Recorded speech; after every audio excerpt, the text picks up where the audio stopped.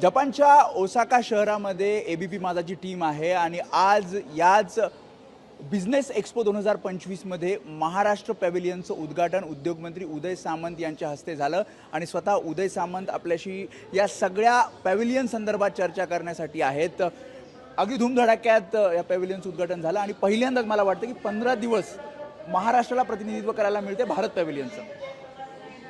देशामध्ये महाराष्ट्र हे राज्य असं आहे की जे उद्योग क्षेत्रामध्ये सगळ्यात जास्त परकीय गुंतवणूक राज्यामध्ये आणतं आणि 15 दिवस हे पॅव्हिलियन आपण महाराष्ट्र म्हणून सांभाळत असताना आपल्याला हे 15 दिवस दिलेले असताना महाराष्ट्राची पूर्ण माहिती ही जगभराला मिळावी यासाठी या पॅव्हिलियनमध्ये काही गोष्टी आपण केलेल्या आहेत। उदाहरणार्थ आपण हे सगळे LED जे थोडंसं दाखवाल की काय महाराष्ट्र पॅव्हिलियनमध्ये काय पाहायला मिळणार, कारण आपण बघतोय आपले कॅमेरामॅन दाखवतील की कशा प्रकारे हे सगळे जपानचे लोक म्हणजे काही उद्योजक आहेत, काही स्टार्टअप काही जणांना चालू करायचे, काही कंपनीचे काही प्रतिनिधी आहेत आणि हे सगळे महाराष्ट्र पॅव्हिलियन पाहण्यासाठी येतात। परत आपण सरांकडे जाऊयात। मी जसं म्हटलं की मोठी गर्दी महाराष्ट्र पॅव्हिलियन पहिल्याच दिवशी काय काय आपल्याला पाहायला मिळणार यामध्ये एक पहिलं महत्त्वाचं आहे म्हणजे आपण त्या जर मॅडम आपण बघत असू तर ते इथल्या भाषेमध्ये त्यांना सांगतात की महाराष्ट्र पॅव्हिलियन कसं आहे, इंडिया पॅव्हिलियन कसं आहे आणि त्याच्यातनं खरी आपली ह्या पॅव्हिलियनची सुरुवात होते।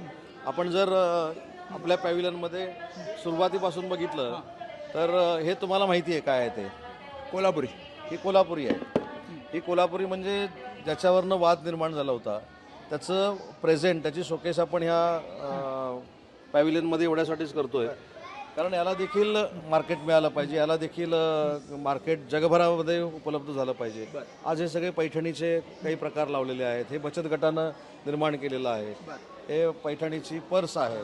त्याच्यामुळं नुसत्या मोठ्या उद्योजकांना पुढे नेण्याचा प्रयत्न महाराष्ट्र पॅव्हिलियनमध्ये केलेला नाही तर सर्वसामान्य उद्योजक जो आहे, जो MSME म्हणून काम करतो त्याला देखील प्रेझेंट करता आलं पाहिजे, तो देखील जागतिक पद्धतीवर पुढे गेला पाहिजे ही भावना ठेवून आपण हे सगळे शोकेस केलेलं आहे। त्या बाहुल्या इथं आहेत, त्याच्यानंतर शॉल आहेत, या सगळ्या गोष्टी आपण अगदी छोटे उत्पादनं जी महाराष्ट्रात होतात इथे सुद्धा आपल्याला काही पाहायला मिळतात। मग भाकरवडी असेल, मला वाटतं हे जर आपण बघितलं तर जपानमध्ये मालवणी वडे, ज्यांनी हे मालवणी वडे बनवलेले हा छोटासा उद्योजक आहे पण त्याचं देखील हे जे प्रॉडक्ट आहे जागतिक स्तरावर गेलं पाहिजे ही या पॅव्हिलियनची आणि भारत पॅव्हिलियनची संकल्पना आहे।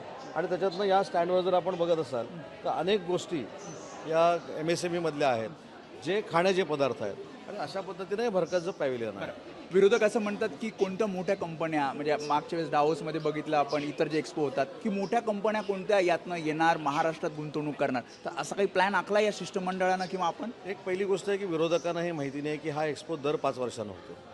मागच्या 5 वर्षापूर्वी हा दुबईला होता, त्यावेळी देखील त्यावेळीचे उद्योगमंत्री म्हणजे जे टीका करतात त्यांच्या पक्षाचे उद्योगमंत्री तिथे गेले होते, त्याच्यामुळे आजच काय हा नवीन एक्सपो नाही पण मागच्या वेळेचा एक्सपो आणि यावेळेचा एक्सपो याच्यामध्ये फरक हाच आहे की हा जो एक्सपो आहे हा मोठ्या इंडस्ट्रीजपासून छोट्या इंडस्ट्रीजपर्यंत सगळ्यांना खुला आपण टार्गेट ठेवलंय, इतकी गुंतवणूक झाली पाहिजे। नाही, याच्यातनं गुंतवणूक आपण अट्रॅक्ट करत असतो।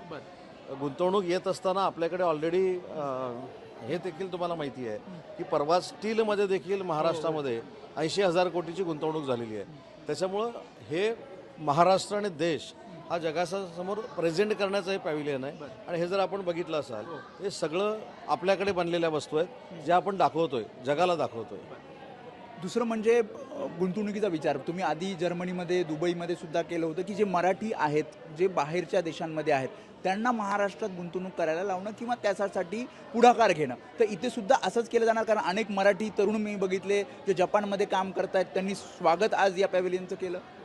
NRM नावाची जी पॉलिसी आहे ती आपण याच सगळ्या लोकांसाठी आणतो की जे पुन्हा एकदा महाराष्ट्रामध्ये इन्व्हेस्टमेंट करणार आहेत परंतु ते महाराष्ट्रातले आहेत पण परदेशामध्ये राहतात आणि त्याच्यासाठी आपण NRM पॉलिसी आणतोय। आता आपण इथं जर बघितलं समोर तरी पैठणी आहे आणि या पैठणीच्या बाबतीमध्ये सांगताना मला आनंद होतोय की 4 तास आपलं पॅव्हिलियन उघडून झालेलं आहे परंतु ह्याचा सेल जर आपण इथे लावला असता किंवा एखाद्या छोट्या उद्योजकाला आणून जर इथं आपण पैठणीला विक्री दिली असती तर लाखो रुपयाची उलाढाल या पैठणीनं इथं जपानमध्ये केली असते। जे नव उद्योजक आहेत त्यांना काय तुम्ही सांगणार आहात, कारण असे एक्सपो होत आहेत या एक्सपोला भेट दिली पाहिजे? कारण फक्त जपानमधलेच उद्योजक किंवा जपानमधल्याच काही कंपनी म्हणजे बाहेरच्या देशातनं पण महाराष्ट्रातले असे काही उद्योजक आहेत ज्यांनी सुद्धा या एक्सपोला भेट दिली पाहिजे. नाही, महाराष्ट्रातले अनेक उद्योजक भेट देत आहेत. आताच मला काही लोकांनी सांगितलं की जे जपान स्थित आहेत, जे या परिसरामध्ये त्यांचा उद्योगधंदा करत आहेत, जपानमध्ये नाहीत पण जवळच्या देशामध्ये आहेत जपानच्या, त्या अनेक लोकांनी इथं येऊन हे प्रदर्शन बघितलेलं आहे आणि त्यांच्या नवीन नवीन संकल्पनेतनं ते देखील जर भारतामध्ये उद्योग करणार असतील तर त्यांना देखील सरकार पाठिंबा देणार आहे. 15 दिवसात टार्गेट जे काही ठरवलं असेल किंवा जी काही अपेक्षा आहे ती पूर्ण होईल 15 दिवसात? कारण पहिल्यांदा मी जसं आधी म्हटलं की 2 दिवस 3 दिवस प्रत्येक राज्य करतात, महाराष्ट्र 15 दिवस हे पॅव्हेलियन सुरू ठेवणार आहे.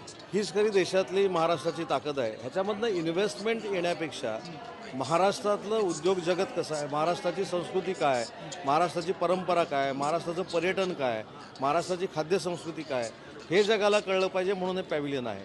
इन्व्हेस्टमेंट आणण्यासाठी तर आपण प्रेझेंट करत असतो. उद्या तर आमचे 5 ते 6 रोड शो आहेत इन्व्हेस्टरसाठी. त्याच्यामुळे इन्व्हेस्टर आणणं आणि पॅव्हिलियन याच्यामध्ये फरक आहे. भारताची संस्कृती ती सगळ्या क्षेत्रातली, उद्योग क्षेत्रापासून सांस्कृतिक क्षेत्रापर्यंतची, ही जगाला दिसावी यासाठी पंतप्रधान नरेंद्र मोदी साहेबांच्या नेतृत्वाखाली आणि महाराष्ट्र राज्याचे मुख्यमंत्री देवेंद्रजी असतील, उपमुख्यमंत्री आमचे नेते एकनाथ शिंदेसाहेब असतील, अजितदादा असतील, यांच्या पुढाकारानं हे 15 दिवस पॅव्हिलियन जगभराच्या लोकांसाठी खुलं आहे. उद्योग क्षेत्र मोठी भरारी घेईल या जपानमधनं दिसतं. उद्योग क्षेत्र तर घेईलच, पण उद्योग क्षेत्र हे शेवटी इंडस्ट्रियलिस्टवर अवलंबून आहे. पण आता आपण जर या पॅव्हिलियनमध्ये बघितलं तर अनेक पर्यटक येत आहेत. त्याच्यामुळं भारत देश हा पर्यटनासाठी अतिशय महत्त्वाचा आहे, महाराष्ट्र हा पर्यटनासाठी अतिशय महत्त्वाचा आहे. हा दाखवण्याचा प्रयत्न देखील आम्ही या पॅव्हिलियनमधनं केला आहे आणि त्याच्यामध्ये आम्हाला यश येईल. खूप धन्यवाद. तुम्ही सविस्तरपणे महाराष्ट्र पॅव्हेलियन कसं आहे हे आपल्या महाराष्ट्रातील प्रेक्षकांना, देशभरातील प्रेक्षकांना दाखवलं याबद्दल. आणि त्यामुळे आपण बघतोय गर्दी ही पहिल्या दिवशीपासून इथे आपल्याला पाहायला मिळते. आणि जसं उदय सामंत यांनी सांगितलं की गुंतवणूक, त्यासोबत आपली संस्कृती, आपला उद्योग हा जगभरात पोहोचावा हे उद्देश ठेवून महाराष्ट्र पॅव्हेलियन पुढील 15 दिवस या ठिकाणी आपल्या देशाचं प्रतिनिधित्व करणार आहे. वेदांत नेब, ABP माझा, ओसाका, जपान. ABP माझा, उघडा डोळे बघा नीट.